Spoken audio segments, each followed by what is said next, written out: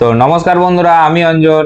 Welcome সবাইকে Anjan math বাইপাসে। তো তোমরা জানো আরআরবি এনটিপিসি আন্ডার গ্রাজুয়েটের 100টা কোশ্চেনের একটা সিরিজ স্টার্ট করেছিলাম, আজ যার লাস্ট ক্লাস। তো শেষ দিনে আমি বলেছিলাম যে এরপরে মিক্স কোশ্চেন না করে প্রতিটা টপিক থেকে তুলে তুলে কিছু কিছু টাফ টাফ কোশ্চেন করে দেওয়া, যাতে গিয়ে তোমাদের যে 8টা থেকে 9টা টাফ কোশ্চেন আসবে সেগুলো করতে অসুবিধা না হয়। ঠিক আছে, চলো স্টার্ট করা যাক। দেখো, কালকে অনেকগুলো চ্যাপ্টার করেছি, আজকে 2-3টে চ্যাপ্টার আরো নিয়ে এসেছি। তার মধ্যে এটা প্রথম, রেশিও অ্যান্ড প্রপোর্শন। কি বলেছে? বলেছে এখানে মিসা এবং কমলের বয়সের অনুপাত বলেছে 2:3। 6 বছর পর তাদের বয়সের অনুপাত হবে 7:9। মানে কি, এখন যদি মিসার বয়স 2x বছর হয় আর কমলের বয়স 3x বছর হয়, যদি মিসা আর কমলের করি, তাহলে তোমরা কি করবে? এখান থেকে 6 বছর করে অ্যাড করে দেবে। 6 বছর পর তাদের গিয়ে অনুপাত হবে 7:9। 7:9, এখান থেকে এক্স এর মান বার করে নেবে, এক্স এর মান বসিয়ে দেবে, সেখান থেকে তোমরা বয়সের পার্থক্য পেয়ে যাবে। এক্স এর মান বার করে দিলে সেই দুটো বিয়োগ করলে তোমরা বয়সের পার্থক্য পেয়ে যাবে। কিন্তু আমি বলছি এত টাফ করে কেন করবে? অনেক দিন হয়ে গেছে যে এই প্রসেসগুলো অনেক পুরনো হয়ে গেছে। দেখো বাইপাস কিভাবে করবে সেটা দেখাচ্ছি। দেখো, এখানে বলছে মিসা এবং কমলের বয়সের অনুপাত 2:3 বলে দিচ্ছে। এবার একটা কথা বলো, এখন তাদের বয়সের অনুপাত 2:3, পরে গিয়ে তাদের বয়সের অনুপাত হচ্ছে 7:9। এবার তুমি একটা কথা বলো, তোমার আর তোমার বন্ধুর বয়স, আজকের বয়সের পার্থক্য হচ্ছে 3 বছর। তোমার 20 বছর, তার 23 বছর। যদি 10 বছর পর যাও, তাহলে ডিফারেন্সে কি কোনোদিন পাল্টে যাবে? পাল্টাবে না তো, একই থাকবে। তাহলে যদি একই থাকে, তাহলে এদের ডিফারেন্সটাও একই থাকবে। এদের এখন ডিফারেন্স ছিল 2 আর এদের ডিফারেন্স 1, আর এদের ডিফারেন্স হচ্ছে 2। আচ্ছা, যদি ডিফারেন্স গুলোকে আমাকে 1 করতে হয়, তাহলে আমি একে 2 দিয়ে গুণ করবো। একে যদি আমি 2 দিয়ে গুণ করি, তাহলে রেশিওটা কি হবে? 2 দুগুণে 4, 3 দুগুণে 6, মানে 4:6। আর পরে কত হবে? 7:9। ঠিক আছে, যদি 4:6 এদের বর্তমান অনুপাত হয়, তাহলে একটা কথা বলো, এখন যদি এই মিসার বয়স 4 বছর হয়, তাহলে কত বছর পর গিয়ে 7 হবে? 3 বছর পর। তাহলে এদের ডিফারেন্সটা 3। আর দেখো 6 থেকে 9 হলেও 3 বছর ডিফারেন্স হতে হবে। তাহলে এই 3 বছরটা অ্যাকচুয়ালি 6 বছর। তাহলে 3 ইউনিটের মান যদি 6 হয়, 1 ইউনিটের মান কত হবে? 1 ইউনিটের মান হবে 2। যদি 1 ইউনিটের মান 2 হয়, তাহলে এখন এদের ডিফারেন্স কত? এদের বয়সের ডিফারেন্স, বর্তমান বয়সের ডিফারেন্স 4 থেকে 6 বদলে 2। আর 1 ইউনিটের মান যেহেতু 2, তাহলে 2 ইউনিটের মান 2 × 2 মানে 4 বছর। বুঝতে পারলে? নেক্সট কি বলেছে? বলেছে একটা সংস্থা একটি লাভ উপার্জন করে, যা সংস্থার 3জন ব্যক্তির মধ্যে 10:4:13 অনুপাতে বিতরণ করা হয়। কি অনুপাতে? বলছে ক্ষুদ্রতম আর বৃহত্তম অংশের মধ্যে পার্থক্য হলো 30,545। ক্ষুদ্রতম কোনটা? 4। বৃহত্তম কোনটা? 13। এদের ডিফারেন্স কত? 9। মানে অ্যাকচুয়ালি 9 ইউনিটটা বলে দিচ্ছে তোমার 3,545। হ্যাঁ কি না? 3,545 9 ইউনিটটা বলে দিচ্ছে।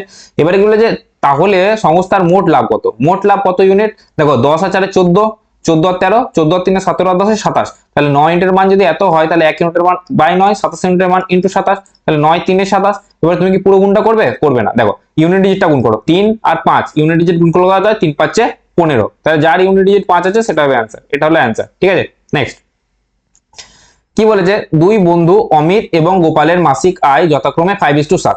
গোপাল আর অমিত আর গোপালের মাসিক আয়ের অনুপাত কত বলেছে? 5:7।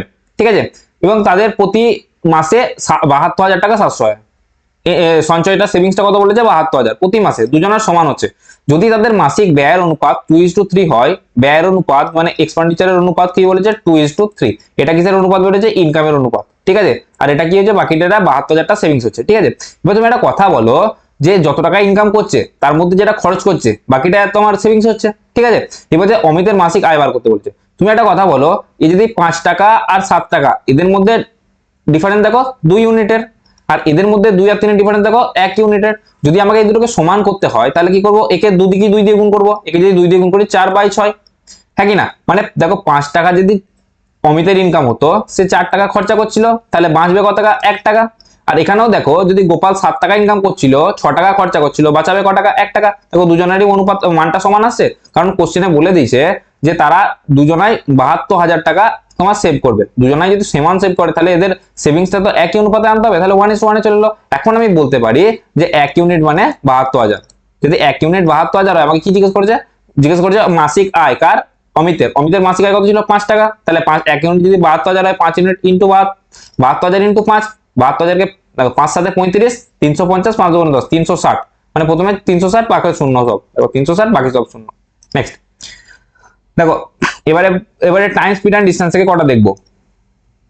কি বলেছে? বলেছে 8 কিলোমিটার পার ঘন্টা গতিবেগে দৌড়াচ্ছে এমন একজন চোরকে 10 কিলোমিটার পার ঘন্টা বেগে একজন পুলিশ ধাওয়া করছে। পুলিশের স্পিড সবসময় বেশি হতে হবে, তবেই সে চোরটাকে ধরতে পারবে। আর স্পিডটা বেশি হওয়ার জন্য চোরটাকে ইনিশিয়াল ভাবে কিছুটা পথ এগিয়ে থাকতে হবে, তবেই না পুলিশ চোরের পিছু করবে। যদি চোর পুলিশের থেকে 100 মিটার এগিয়ে থাকে, চোর কতটা এগিয়ে আছে 100 মিটার, চোর আছে 100 মিটার, ধরো চোর এখানে আছে পুলিশ এখানে আছে, তাহলে চোর এখান থেকে ভাগছে, এখানে ধরো চোর চোর কত কিলোমিটার পার আওয়ারে ভাগছে 8 কিলোমিটার পার আওয়ার, আর পুলিশ 10 কিলোমিটার পার আওয়ার। কোথা থেকে হাঁটছে, ছুটছে এখান থেকে, আর চোরটা কোথা থেকে ছুটছে এখান থেকে, এদের মধ্যবর্তী ডিস্টেন্সটা কত বলে দিচ্ছে 100 মিটার, 100 মিটার বলে দিচ্ছে। এবারে বলছে তাহলে পুলিশকে ধরতে কত সময় লাগবে, পুলিশ চোরকে ধরতে কত সময় লাগবে। দেখো পুলিশটা এখান থেকে ছুটছে, চোরটা এখান থেকে ছুটছে, মধ্যবর্তী ডিস্টেন্স 100, তাহলে তুমি বলো দুজনাই একই দিকে ছুটছে, দুজনা যদি একই দিকে ছোটে তখন তাদের রিলেটিভ স্পিড কি হবে, রিলেটিভ স্পিড কি হয়ে যায় মাইনাস হয়ে যায়, তাহলে 8 থেকে 10 মানে 2 কিলোমিটার পার আওয়ার বেগে ছুটছে রিলেটিভ স্পিডে পুলিশটা ছুটছে। যদি পুলিশটা 2 কিলোমিটার পার আওয়ার রিলেটিভ স্পিডে ছোটে তাহলে 100 মিটার অতিক্রম করতে তাকে কত সময় লাগবে, যদি 100 মিটার হয় যদি 2 এ ছোটে 2 কিলোমিটার পার আওয়ারটাকে যদি তোমার কিসে বার করতে বলেছে এখানে, এখানে কত সময় লাগবে মিনিটে উত্তর দেওয়া আছে, যদি মিনিট বার করতে হয় তাহলে কিলোমিটারের জন্য 1000 দিয়ে গুণ, মিটার আনতে হলে। আর আওয়ার ছিল, আওয়ারের তলায় কি ছিল 60 ছিল, এই 60টাকে যদি উপরে লিখি তাহলে ইনটু 60 হয়ে যাবে এখানে, হ্যাঁ কি না, ইনটু 60 হয়ে যাবে এখানে। আর যদি এটা তুমি সিম্পল কাটাকাটি করো, দেখো 3টে শূন্যর সঙ্গে 3টে শূন্য কাটলো, 2 3 এ 6 মানে কত কত মিনিটে ধরে নেবে 3 মিনিটে ধরে নেবে, ঠিক আছে। নেক্সট কি বলেছে এখানে, বলেছে 60 কিলোমিটার পার ঘন্টা আর 40 কিলোমিটার পার ঘন্টা বেগে সমান দৈর্ঘ্যের দুটি ট্রেন একই দিকে চলার সময় একে অপরকে অতিক্রম করতে 50 সেকেন্ড সময় নেয়। যদি তারা বিপরীত দিকে চলতে থাকে তাদের একে অপরকে অতিক্রম করতে কত সময় নেবে। বলছে দুটো ট্রেন, একটা 60 কিলোমিটার পার আওয়ার বেগে আসছে, একটা 40 কিলোমিটার পার আওয়ার বেগে আসছে, যদি তারা একে অপরকে অতিক্রম করতে 50 সেকেন্ড সময় নেয়, যখন দুটো একই দিকে চলে, যখন দুটো একই দিকে চলছে তখন তাদের রিলেটিভ স্পিড মাইনাস হয়ে যাবে, তাহলে 40 আর 60 এর রিলেটিভ স্পিড কত হবে 20 কিলোমিটার পার আওয়ার, হ্যাঁ কি না। তাহলে 20 কিলোমিটার পার আওয়ারে 50 সেকেন্ডে কতটা দূরত্ব যাচ্ছে আমি সেটাই দেখে নেবো, কারণ মোট দূরত্বটা সবসময় ট্রেন দুটোর দৈর্ঘ্য যোগফল হয়, হ্যাঁ কি না, মোট দূরত্বটা দুটো ট্রেনের যোগফল হয়, দৈর্ঘ্য যোগফল হয়। তাহলে 50 সেকেন্ডে 20 কিলোমিটার পার আওয়ার বেগে গেলে আমি কতটা দূরত্ব যাচ্ছে সেটা বার করি। দেখো 20 কিলোমিটার পার আওয়ার, একে যদি মিটার পার সেকেন্ড করি তাহলে 20 ইন্টু 5/18 দিয়ে গুণ করবো, আর 50 সেকেন্ডে কত যাচ্ছে সেটা বার করবো। এটা যদি বার করি তাহলে হচ্ছে তোমার কাটো, এটা 2 9 18, 2 25 50, আর 5 20 100, আর ইন্টু 25 মানে 2500 বাই 9 হচ্ছে তোমার টোটাল ডিস্টেন্স 2500 বাই 9। এবার বলছে তারা যদি বিপরীত দিকে চলতে থাকে, এবার যদি বিপরীত দিকে চলে তাদের স্পিডটা বেড়ে যাবে, কারণ স্পিডটা রিলেটিভ স্পিডটা দুটো যোগফল হবে যখন বিপরীত দিকে চলবে, 60 আর 40 100, এখন কত হচ্ছে 100 kilometre per hour, relative speed কত হচ্ছে 100 কিলোমিটার পার আওয়ার, তাহলে টোটাল ডিস্টেন্স এতটা, যদি 100 কিলোমিটার পার আওয়ার বেগে ছোটে তাহলে তাদের কত সময় লাগবে অতিক্রম করতে, তাহলে 2500 by 9 divided by 100 kilometre per hour, divided মানে তলায় হবে 100 kilometre per hour, kilometre per আওয়ারকে তোমার মিটার পার সেকেন্ড করতে গেলে কি করতে হবে 5/18 দিয়ে গুণ করতে হবে, 5/18, 18টা তলায় থাকবে, তলায় যদি আমি একবারে পাল্টে দিই উপরে চলে যাবে, তাহলে শূন্যর সঙ্গে দুটো শূন্য গেল, 9 দুগুণে 18, 5 5 25, 5 দুগুণে 10, তাহলে কি বলে 10 সেকেন্ড। কিন্তু তুমি একটা কথা বলো, তুমি যদি এইভাবেই করবে তাহলে আমার কাছে করার কি দরকার, সব স্যার এরকম করেই করায়, ঠিক আছে। তাহলে আমার কাছে করার জন্য তোমার স্পেশাল ট্রিক্স বলছি, দেখো তুমি বুঝতে পারছো এটা উত্তর 10 সেকেন্ড বেরোবে, ঠিক আছে। দেখো এবার আমি কিরকম করি অঙ্কগুলো করি সেগুলো দেখো, যখন তোমাকে এই রকমের অঙ্কগুলো দেয় যে তোমার দুটো স্পিড বলে দেবে, একবার বলবে বিপরীত দিকে, একবার বলবে একই দিকে চলছে, যখন দিয়ে একটা সময় বলে দেবে আর অন্য সময়টা বার করতে হবে, তখন তুমি কি করে বার করবে জানো, দেখো এখানে যখন অপোজিট দিকে যাবে সেটা সময়টা তোমার বার করার জন্য একটা ফর্মুলা লাগাতে হয়। কি ফর্মুলা, যে কতটা সময় তোমার একই দিকে যেতে লাগছে, সেম দিকে যেতে কতটা সময় লাগছে, ডিভাইড ইনটু এটা ইনটু রিলেটিভ স্পিড, সেম দিকে যাওয়ার রিলেটিভ স্পিড কতটা, কতটা বাই অপর মানে উল্টো দিকে, দুজনে একে অপরের উল্টো দিকে যাওয়ার রিলেটিভ স্পিড কতটা। তাহলে এখানে কি হচ্ছে, দেখো এখানে কত সেকেন্ড সময় লাগছে 50 সেকেন্ড, এখানে কত সেকেন্ড সময় লাগছে 50 সেকেন্ড, ইনটু এখানে তোমার রিলেটিভ স্পিড কত, একই দিকে চললে 60 - 40 20, আর যদি বিপরীত দিকে চলে তাহলে 60 + 40 100, দেখো 5 20 100, 5 10 50, ডাইরেক্ট বেরিয়ে গেল 10 সেকেন্ড। এটা হচ্ছে তোমার বাইপাস ট্রিক্স, ঠিক আছে। নেক্সট কি বলে, যে রমা তার অফিস যায় যা তার বাড়ি থেকে 5 কিলোমিটার দূরে রয়েছে, ঠিক আছে। সকালে সে 1 ঘন্টায় দূরত্ব অতিক্রম করে, অন্যদিকে সন্ধ্যায় বাড়ি ফিরতে একই দূরত্ব অতিক্রম করতে তার আরো 15 মিনিট বেশি সময় লাগে, মানে যাওয়ার সময় 1 ঘন্টা লেগেছে, আসার সময় 1 ঘন্টা 15 মিনিট লেগেছে। বলছে দুই দিকে যাত্রার গড় গতিবেগ নির্ণয় করো। কি বলছে, যাত্রার গড় গতিবেগ নির্ণয় করো। তোমরা গড় গতিবেগ যখনই দেখবে তখনই তোমাদের মাথায় আসবে একটাই formula, 2xy divided by x + y, মানে যাওয়ার সময় স্পিড কত ছিল ইনটু আসার সময় স্পিড কত ছিল ডিভাইডেড বাই যাওয়ার সময় স্পিড কত ছিল প্লাস আসার সময় স্পিড কত ছিল। কিন্তু তুমি একটা কথা বলো, তুমি যদি এটা ডাইরেক্ট এইভাবে তুমি ফর্মুলা লাগাও আর এখানে তোমার স্পিড গুলো বলে দেয়নি, তখন যদি স্পিড গুলো বার করতে অনেক হেপা হয়ে যাবে, ঠিক আছে। তুমি এটা নর্মাল ভাবে করো, একদম ঠান্ডা মাথায় বাইপাস ট্রিক্স এর মাধ্যমে। দেখো কিভাবে, দেখো যদি যাওয়ার সময় 5 কিলোমিটার যায়, আসার সময় 5 কিলোমিটার আসে, তাহলে ওভারঅল টোটাল কতটা দূরত্ব যাওয়া আসা করেছে? 10 কিলোমিটার, হ্যাঁ কি না? 10 কিলোমিটার। এবারে যাওয়ার সময় তার সময় লেগেছে 1 ঘন্টা, আসার সময় 1 ঘন্টা 15 মিনিট, মানে যাওয়ার সময় 60 মিনিট আর আসার সময় 60 + 15 75 মিনিট। তাহলে টোটাল কত সময় লেগেছে? 60 আর 75 135 মিনিট, হ্যাঁ কি না?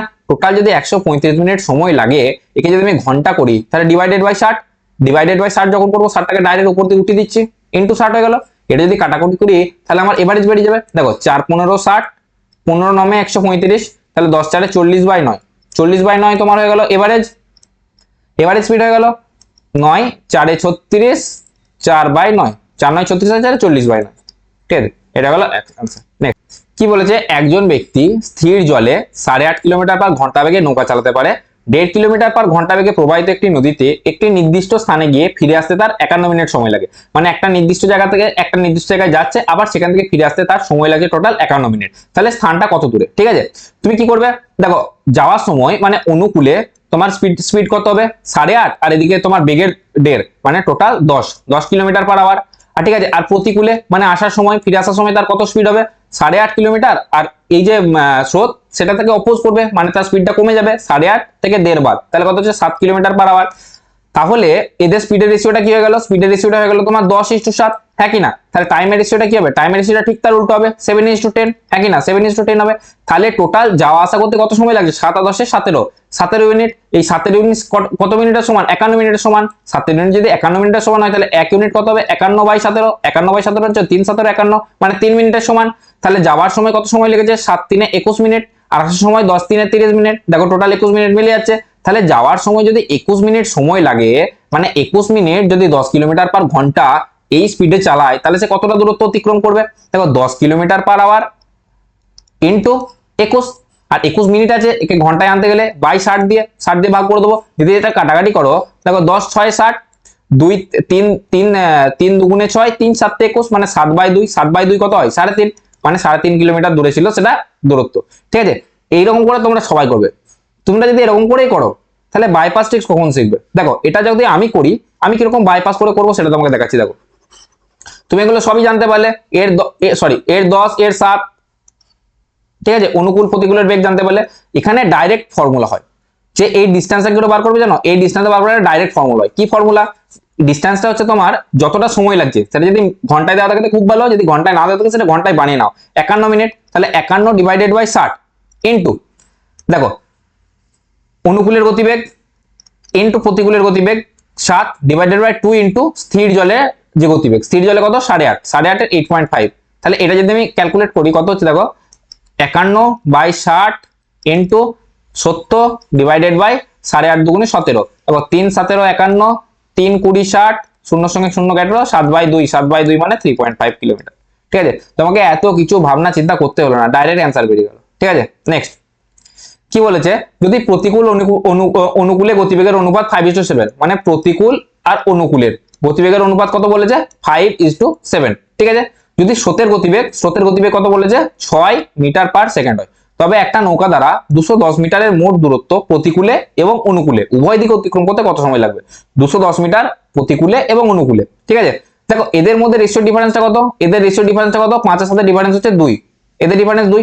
তোমরা কি জানো যে অনুকূল মাইনাস প্রতিকূল, এদের যে ডিফারেন্সটা হয় সেটা সমান সমান কি হয়? 2 ইনটু স্রোতের বেগ, 2 ইনটু স্রোতের বেগ, মানে অনুকূল প্রতিকূলের ডিফারেন্স কত? 2, এটা সমান 2 ইনটু 6, 2 ইনটু 6 মানে কত? 12, মানে 2 ইউনিট যদি 12 সমান হয়, তাহলে 1 ইউনিট কত সমান হবে? 1 ইউনিট 6 সমান হবে, 1 ইউনিট 6 সমান হবে। যদি 1 ইউনিট 6 সমান হয়, তাহলে প্রতিকূলের বেগ কত? প্রতিকূলের বেগ হচ্ছে তোমার 5 6 30 মিটার/সেকেন্ড। আর অনুকূলের বেগ কত হবে? অনুকূলের বেগ হবে তোমার হচ্ছে 7 6 42 মিটার/সেকেন্ড, হ্যাঁ কি না? 42 মিটার/সেকেন্ড। এবারে দেখো প্রতিকূলের বেগ পেয়ে গেলে তুমি, অনুকূলের বেগ পেয়ে গেলে তুমি। এবারে তোমার বলছে 210 মিটারের মোট দূরত্ব অতিক্রম করতে হবে। যদি 210 মিটার যায় 42 মিটার/সেকেন্ড, তাহলে কত সময় লাগবে? এখান থেকে 5, 42 5 210, তাহলে এখান থেকে সময় লাগলো 5 সেকেন্ড। আর অনুকূলে কত সময় লাগবে? প্রতিকূল, এটা বেরিয়ে গেল অনুকূলে। আর প্রতিকূলে কত সময় লাগবে, প্রতিকূলে 210 ডিভাইডেড বাই 30 এর স্পিডে যাবে, 30 সাথে মানে 7 সেকেন্ড, তাহলে 5 এর সাথে টোটাল লাগবে 12 সেকেন্ড। ঠিক আছে, এখানে কি বলেছে উভয় দিকে অতিক্রম করতে মোট কত সময় লাগবে, মোট সময় লাগবে 12 সেকেন্ড। ঠিক আছে, নেক্সট কি বলেছে, অদ্বৈতকে 19 ঘন্টার মধ্যে কানপুর পৌঁছাতে হবে, যা 947 কিলোমিটার দূরে। কত কিলোমিটার দূরে, ধরো এখানে আছে অদিত্য, একে যেতে হবে তোমার 947 কিলোমিটার দূরে, টোটাল 947 কিলোমিটার দূরে এখানে আছে কানপুর। যদি তার প্রথম 6 ঘন্টার গতি ছিল 38 কিলোমিটার পার ঘন্টা, যদি 6 ঘন্টা 38 কিলোমিটার পার ঘন্টা বেগে যায়, তাহলে টোটাল ডিস্টেন্স কতটা অতিক্রম করবে, 6 × 38। দেখো 6 3 6 80, 3 6 18 মানে 180, আর 6 8 48, 180 আর 48, 180 আর 40 হচ্ছে তোমার 220, 220 আর 8 228, তাহলে 228 কিলোমিটার সে অলরেডি চলে গেছে। Next for the next 70 kilometre is speed was 35 kilometre per hour. তারপরে কত কিলোমিটার গেছে, 70 কিলোমিটার। তখন স্পিড কত ছিল, তখন স্পিড ছিল 35। যদি 35 কিলোমিটার পার আওয়ার বেগে 70 কিলোমিটার যায়, তাহলে কতক্ষণ সময় লাগবে, 70/35 মানে 2 ঘন্টা সময় লাগবে, হ্যাঁ কি না। প্রথম 6 ঘন্টা গেল, এটা যদি টাইম হয়, প্রথম 6 ঘন্টা গেল, তারপরে আরো 2 ঘন্টা গেল। ঠিক আছে, তারপরে কি বলেছে, এখন তাকে কত গতিতে যাত্রা করতে হবে যাতে সে নির্ধারিত সময় 19 ঘন্টার মধ্যে পৌঁছায়। তাহলে সে কত কিলোমিটার গেছে, তোমার হচ্ছে তোমার 228 + 70 মানে 8 9 আর 2 298 গেছে। এখন তাই কতটা যেতে হবে, যদি এখান থেকে 298 বাদ দিই, এখানে যদি 298 বাদ দিই, তাহলে 8 × 7 9 7 আদলে 1 9 10 10 আর 4 4 14 আদলে 3 আর 6 649, এখনো 649 কিলোমিটার আগে যেতে হবে, হ্যাঁ কি না। যদি 649 কিলোমিটার যেতে হয় আর তার হাতে সময় কত আছে, 6 2 8 ঘন্টা সে অলরেডি চলে গেছে, তাকে 19 ঘন্টার মধ্যে পৌঁছাতে হবে। তাহলে 8 ঘন্টা চলে গেছে, 19 ঘন্টার মধ্যে আর 11 ঘন্টা সময় আছে। তাহলে যদি এই কিলোমিটারটা 11 ঘন্টায় তাকে যেতে হয়, তাহলে কত তার স্পিড রাখতে হবে, 11 ইন্টু দেখো 5 11 55, 55 আর 9 64, 99 9 11 99, তাহলে কত 59 কিলোমিটার পার আওয়ার বেগে তাকে চালাতে হবে। ঠিক আছে, নেক্সট দেখো এবারে জিওমেট্রির কিছু কোশ্চেন করব।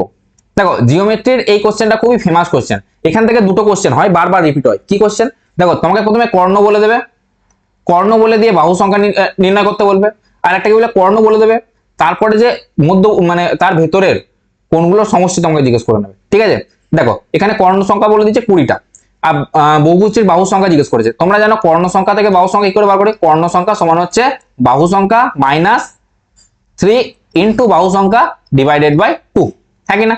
কর্ণ কটা বলেছে, 20টা কর্ণ বলেছে, তাহলে n-3 ইন্টু n, দেখো বাই 2, 2টা যদি দিকে চলে আসে এদিকে গুণ হয়ে যাবে, তাহলে 40 কে এমন দুটো ভাগে ভাগ করব যাদের মধ্যবর্তী, এমন দুটো সংখ্যাতে ভাগ করব যাদের মধ্যবর্তী ডিফারেন্স কত হবে, 3, মধ্যবর্তী ডিফারেন্স 3 হবে। দেখো 40 কে যদি কি দিয়ে 4 10, 4 10 40, 4 আর 10 এর ডিফারেন্স কত 6, তাহলে এটা হবে না। তারপরে 8 5 40, দেখো হয়ে যাচ্ছে 8 5 40, ডিফারেন্স কত, মধ্যবর্তী ডিফারেন্স 3, তাই এই যে এটার যে বড় সংখ্যাটা সেটা হবে অ্যানসার, এটা হচ্ছে বাহু সংখ্যা। যে এই দুটো যে তুমি ভাঙলে উৎপাদক বার করলে তার মধ্যে যেটা বড় সেটা হবে বাহু সংখ্যা, তাহলে এটা 8টা হলো বাহু সংখ্যা। ঠিক আছে, নেক্সট বললাম এখান থেকে অভ্যন্তরীণ কোণগুলো সমষ্টিও জিজ্ঞেস করে। দেখো সেম অঙ্ক 35 আছে তোমার, তাহলে বাহু সংখ্যা কি করে বার করবো, n × n-3/2, হ্যাঁ কি না। তাহলে n × n-3 সমান কি হলো 35 × 70, তাহলে 70 কে এমন ভাবে ভাগ করবো যাতে মধ্যবর্তী ডিফারেন্স 3 হয়। বুঝতে পারছো 7 10 70, একটা 10 একটা 7, তাহলে বাহু সংখ্যা কত হয়ে গেল 10। যদি 10 বাহু সংখ্যা হয়, তাহলে তুমি এখান থেকে অভ্যন্তরীণ কোণ সমষ্টি বার করার তুমি সূত্র জানো, কি করে বার করে, n-2 × 180 degree, n-2 × 180 degree, n-2 মানে 10 - 2 মানে 8 × 180, 8 180, 8 8 144 মানে 1440 ডিগ্রি। ঠিক আছে, নেক্সট কি বলেছে, এল এলএমএন এর মধ্যমা mx আর ny, মানে এলএমএন একটা ত্রিভুজ আছে, এলএমএন একটা ত্রিভুজ যার মধ্যে mx এবং ny পরস্পরকে z বিন্দুতে ছেদ করে, এগুলো মধ্যমা মানে মিডল পয়েন্ট হবে। ধরে নাও mx আর ny এগুলো পরস্পরকে 90 ডিগ্রিতে ছেদ করেছে, ধরে নাও এটা 90 ডিগ্রি, এটা কত ডিগ্রি, 90 ডিগ্রি। এবারে কি বলেছে, যদি mx সমান 20 হয়, mx বলে দিচ্ছে 20, এটা বলে দিচ্ছে 20, আর nx কত বলেছে, আর সরি ny কত বলেছে, ny বলেছে 30, ny 30, তবে lmn এর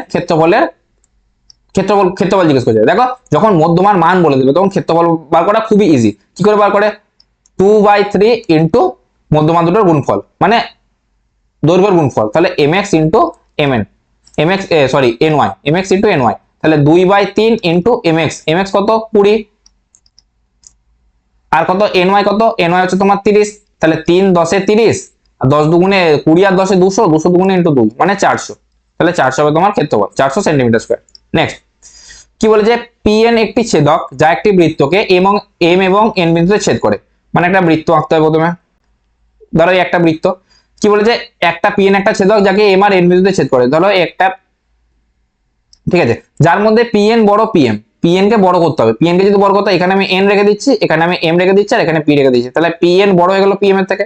ঠিক আছে, এবারে বলছে একটি স্পর্শক পিটি যেটা বৃত্তকে টি বিন্দুতে স্পর্শ করে। একটা স্পর্শক আঁকবো এখান থেকে পিটি, যেটা বৃত্তটাকে টি বিন্দুতে ছেদ করবে। ধরো এখানে ছেদ করলে এটা টি। ঠিক আছে, এবারে বলছে পিএম সমান 32, পিএম এইটুকুটা 32, আর পিটি বলে দিচ্ছে কত, 40, পিটি যদি 40 বলে দিচ্ছে। এবারে কি বলেছে, তবে জ্যা এম এন এর মান বার করতে হবে, এইখান থেকে এতটার মান তোমাকে বার করতে হবে। তোমরা 9-10 একটা ফর্মুলা পড়েছিলে, যদি বাইরের কোন একটা বিন্দু থেকে যদি একটা বৃত্তের উপর স্পর্শক আঁকা যায়, তাহলে এই যে স্পর্শকটা দৈর্ঘ্য যদি স্কোয়ার করি আমি, এই যে স্পর্শকটা দৈর্ঘ্য যদি স্কোয়ার করি, সেটা এটা ইনটু এটার সমান হয়। মানে কি, পিটির যদি আমি স্কোয়ার করি, সেটা হয়ে যাবে তোমার পিএম ইনটু পিএন। ঠিক আছে, এই দুটো সমান হয়ে যাবে, পিএম ইনটু পিএন। তাহলে পিটি এর মান বলেছে, পিটির মান কত বলেছে, 40, মানে 40 ইনটু 40 এটা সমান হয়ে যায় পিএম। পিএম কত, 32, আর পিএন এর মান আমরা জানি না। ঠিক আছে, তাহলে এখান থেকে যদি কাটাকাটি করি, দেখো 8-5 40, 8-4 32, 4-10 40, মানে হচ্ছে পিএন এর মান তোমার বেরিয়েছে 10-5 50। তাহলে পুরোটা যদি 50 হয়, এখান থেকে পুরোটা যদি 50 হয়, আর এইটুকুটা যদি 32 হয়, এইটুকুটা যদি 32 হয়, তাহলে বাকিটা এম এন এর মান তোমাকে বার করতে বলেছে। এম এন এর মান কত হবে, 50 মাইনাস 32, 32 আর 18 তে 50, তাহলে 18 হবে आंसर। ঠিক আছে, নেক্সট কি বলেছে, একটা ফাঁপা গোলকের সেল 3 গ্রাম পার সেন্টিমিটার কিউব ঘনত্বের ধাতু দিয়ে তৈরি এবং এর অন্ত এবং বহি ব্যাসার্ধের পার্থক্য 15 সেন্টিমিটার ইন্টু 18 সেন্টিমিটার এবং 18 সেন্টিমিটার। এবার সেলটার ওজন জিজ্ঞেস করেছে।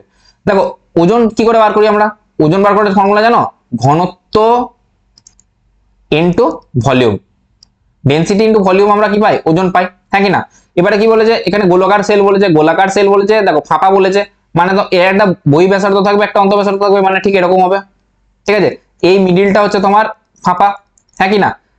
এটার ঘনত্ব বলেছে 3 গ্রাম পার সেন্টিমিটার কিউব। তাহলে এখানে তুমি ঘনত্ব এ কি করে বার করবে, ভলিউম কি করে বার করবে, ভলিউম হচ্ছে ভলিউমের ফর্মুলা 4/3 পাই আর কিউব। এখানে আর কিউব হচ্ছে অন্তবস্তু দুটো আছে, তাহলে বড় আর কিউব মাইনাস ছোট আর কিউব ইনটু ডেনসিটি কত বলেছে 3। ঠিক আছে, তুমি যখন এখানে পাই দেখবে না, তোমার মনে সব থেকে প্রথমে পায়ের উপরে 22 থাকবে। পাই মানে 22/7, 22/7 মানে 11 মাল্টিপল। তাহলে তুমি প্রথমে অ্যান্সার না আগে 11 মাল্টিপল করছো, দেখো কোনটা 11 মাল্টিপল হবে। 3 3 6, 5 2 7, ডিফারেন্স 1 হবে না। তারপর দেখো 3 আর 8 11, 11 আর 8 কত 19। কি করে বার করি, মাল্টিপল একটা একটা ছেড়ে ছেড়ে যোগ করি, 19। আর এদিকে হচ্ছে তোমার 0 আর 8, 19 থেকে 8 বাদ, 19 থেকে 8 বাদ দিলে 11, এটার মাল্টিপল হতে পারে। তারপরে দেখো 3 3 আর 4 7, আর 2 আর 2 4, 7 থেকে 4 মাইনাস দিলে হচ্ছে 3, এটা হবে না। এটা দেখো 8 আর 2 10, 10 আর 8 18, 8 আর 2 10, 10 আর 8 18, 18 মাইনাস দেখো 7 আর 8 15, এদের ডিফারেন্স কত হচ্ছে 3, হবে না। কারণ আমরা জানি 11 দিয়ে মাল্টিপল হতে গেলে একটা একটা ছেড়ে ছেড়ে যদি যোগ করি, তারপরে শেষে যদি সেই দুটোকে বিয়োগ করি, তাহলে সেটা 0 বা 11 যে কোনো একটা মাল্টিপল হতে হবে। তাহলে এইগুলো হবে না, এটা হবে অ্যান্সার।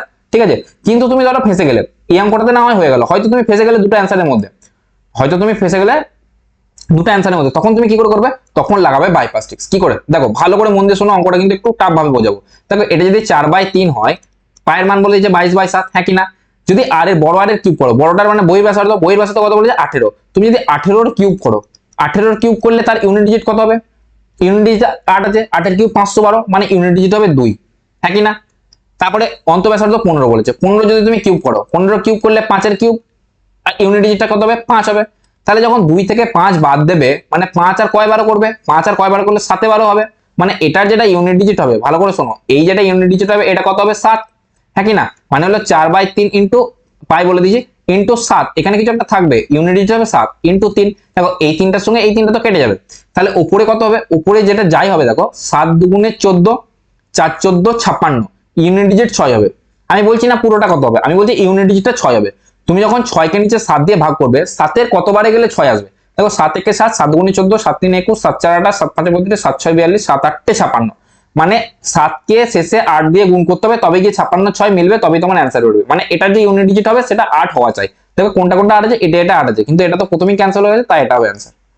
ঠিক আছে, ভালো লাগলে অবশ্যই কমেন্ট করে জানিও। ঠিক আছে, নেক্সট দেখো এবারে বলি মেনসুরেশন। আমি একটা ভালো করে কথা বলে রাখছি, ওই যে বলেছিলাম 30টার মধ্যে 8টা কোশ্চেন, 8টা কোশ্চেনের যদি একটা টাফ কোশ্চেন হয়, সেই একটা টাফ কোশ্চেন আসবে তোমার মেনসুরেশন থেকে, এটুকু আমি শিওর বলতে পারি। ঠিক আছে, কারণ মেনসুরেশনে অনেক ফাঁসায় কোশ্চেন, অনেক ফাঁসায়। কি বলে যে একটা উভয় প্রান্ত সূচালো করলে একটা পেন্সিল, কার আর কার মিশ্রণ। তাহলে একটা পেন্সিল যদি দুদিক থেকে তুমি ছোচালো করো, তাহলে পেন্সিলটা ঠিক এরকম দেখতে লাগবে। তাহলে এটা কিসের মতো দেখতে লাগছে, ওপরটা চোঙের মতো দেখতে লাগছে। আর এটা কিসের মতো, সরি, এটা কিসের মতো দেখতে লাগছে, এটা শঙ্কুর মতো দেখতে লাগছে। আর এটা কিসের মতো দেখতে লাগছে, সিলিন্ডারের মতো, মানে চোঙের মতো। ঠিক আছে, তাহলে চোঙ আর শঙ্কুর হচ্ছে তোমার মিশ্রণ। নেক্সট কি বলে যে একটা শঙ্কুর আকৃতি তাঁবুতে 30 জন লোক থাকতে পারে। কতজন লোক থাকতে পারে? 30 জন। প্রতিটার জন্য প্রতি ব্যক্তির জন্য মাটিতে 5 মিটার স্কোয়ার করে জায়গা লাগছে। তাহলে টোটাল কত জায়গা লাগছে? 30 জনের জন্য 5 মিটার করে লাগলে 5 3 150। ঠিক আছে, এবারে বলছে এবং শ্বাস নেওয়ার জন্য 100 মিটার কিউব বাতাস লাগে। যদি 30 একজনের 120 মিটার কিউব লাগে, তাহলে টোটাল ভলিউমটা কত হবে? 120। আর যজন আছে, তাহলে টোটাল যে, কারণ একটা তাঁবুর ভেতরে যে এয়ারটা থাকবে, এয়ারটা কোথায় থাকবে? একটা ঘরের মধ্যে যখন একটা বাতাস ঢুকে থাকে, সেই বাতাসটা কোথায় থাকবে? পুরো ঘরটা জুড়ে থাকবে। পুরো ঘরটা জুড়ে থাকার মানে কি? এই ঘরটা যেটা আয়তন, সেই আয়তনটা জুড়ে থাকবে। সেম মানুষগুলো যেখানে থাকবে তাঁবুর ভেতরে থাকবে। তাহলে মানুষগুলো যখন থাকবে তাঁবুর আকাশ, ধরো তাঁবু মাটিতে আছে, তাঁবুর মাটিটা এখানে আছে, আকাশে তো উড়ে বেড়াতে পারবে না। মানুষগুলো আকাশে উড়ে বেড়াতে পারবে না, মানে মানুষগুলো যখন থাকবে তার নিচে যে এরিয়াটা আছে সেটাতে থাকবে। আর পুরো হাওয়াটা, মানুষের শ্বাস প্রশ্বাস নেওয়ার জন্য পুরো হাওয়াটা, সেটা পুরো ঘর জুড়ে থাকবে। মানে ভলিউমটা কি করে বেরোবে? 120 মিটার কিউব করে যে বাতাস নিচ্ছে, 30 জন টোটাল কত নিচ্ছে সেটাই তার ভলিউম হয়ে যাবে পুরো শঙ্কুটার। ঠিক আছে, আর থাকবে কতটা, মানে নিচের যে ক্ষেত্রফলটা কত হবে, ফ্লোর এরিয়াটা কত হবে? 150, 30 × 5। ঠিক আছে, এবারে বলছে ফাইন্ড দ্য হাইট। তাহলে হাইট কি করে বার করবো? আমরা জানি ফর্মুলা বসাবো ভলিউমের 1/3 ইন্টু যে নিচের এরিয়াটা ক্ষেত্রফলটা লাগছে 30 × 5 ইন্টু হাইট, এটা সমান বেরিয়ে যাবে তোমার এই যে ভলিউমটা কত কত বলে দিয়েছে 120 × 30। দেখো এই 30 এর সাথে এই 30 গেল কেটে, একে যদি 5 দিয়ে কাটি, তোমার হচ্ছে 5 × 2 = 10, 5 × 4 = 20, 3 × 24 = 72। হাইট হয়ে যাবে তোমার 72, হাইট হয়ে যাবে 72 মিটার। ঠিক আছে, নেক্সট দেখো এটা লাস্ট অঙ্ক মেনসুরেশনের। এই অঙ্কটা তোমরা বাড়িতে তোমাদের জন্য হোমওয়ার্ক রইলো। আর যদি ক্লাসটা ভালো লাগে অবশ্যই কমেন্ট করো, লাইক করো এবং বন্ধুদের মধ্যে শেয়ার করে দিও। আর সবাই ভালো করে এক্সাম দিও। আজ তো 7 তারিখের এক্সাম হয়ে যাবে। কি কি কোয়েশ্চেন না এসছে পরের অ্যানালাইসিস ক্লাসে পেয়ে যাবে। যাদের 8 তারিখ 9 তারিখ বা 13 থেকে 21 তারিখ অবধি জুন মাসে পরীক্ষা আছে, তারা ভালো করে দিও। আর পরীক্ষা দিতে যাওয়ার আগে পুরো সিরিজটা একবার সম্পূর্ণ দেখে যাও, তোমাদের জন্য অনেক হেল্প হবে। Thank you, stay connected, stay tuned. Thank you.